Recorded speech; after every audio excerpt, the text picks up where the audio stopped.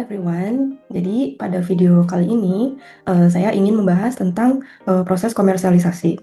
Itu adalah proses mengubah sebuah ide atau hasil penelitian menjadi produk ataupun jasa yang siap dijual dan juga bisa digunakan oleh masyarakat. Nah, biar lebih gampang dipahami, saya akan membuat contoh dari produk sambal botol aja ya. Nah, yang pertama, yang perlu dilakukan itu adalah melihat kebutuhan pasar. Jadi kita tuh harus tahu dulu nih, apakah masyarakat memang membutuhkan produk tersebut. Kemudian, siapa calon pembelinya, dan produknya seperti apa yang mereka suka. Nah, contohnya gini, banyak orang tuh yang ingin sambal tuh yang enak, kemudian praktis, terus juga bisa disimpan dengan waktu yang cukup lama.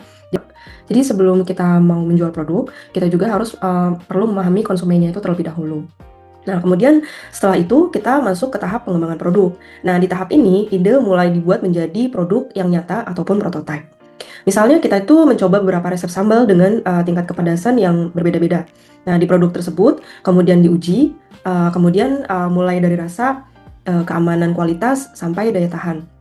Konsepnya itu sederhana ya, jadi make it, taste it, and improve it, itu.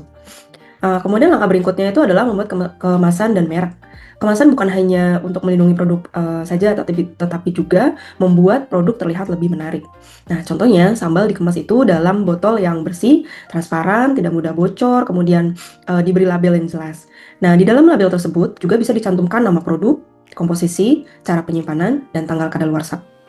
Kemudian selanjutnya, kita menentukan harga. Harga juga harus disesuaikan dengan biaya bahan baku, kemasan, tenaga kerja, dan keuntungan yang ingin diperoleh. Nah, kita juga perlu melihat nih harga produk pesaing. Jadi harganya tuh harus affordable ya bagi konsumen, tetapi tetap harus memberikan keuntungan bagi perusahaan. Nah, setelah harga ditentukan, kita memilih cara distribusinya nih. Artinya, bagaimana sih produk tersebut bisa sampai ke tangan konsumen. Nah, produk bisa dijual melalui toko, agen, marketplace, kemudian media sosial, ataupun langsung kepada pembeli. Nah, lalu produk perlu dipasarkan ya. Pemasaran ini bisa dilakukan melalui iklan, promosi, lalu mungkin diskon, terus konten di Instagram atau TikTok, dan juga pembagian sampel gratis. Nah, tujuannya apa sih? Tujuannya tuh agar orang bisa mengenal produk kita, kemudian tertarik, dan lalu membeli. Jadi hal-hal yang tidak kalah penting juga ada nih, yaitu pelayanan pelanggan. Ketika konsumen memiliki pertanyaan ataupun keluhan, perusahaan juga harus memberikan respon yang baik ya. Contohnya jika ada pelanggan yang mengatakan, oh kemasannya bocor ataupun rasanya terlalu pedas. Nah, masukan tersebut ini bisa digunakan untuk memperbaiki produk. Akhir, perusahaan perlu melakukan evaluasi. Evaluasi ini sangat penting ya. Kita bisa melihat hasil penjualan, kemudian tanggapan customer, dan juga kekurangan produk.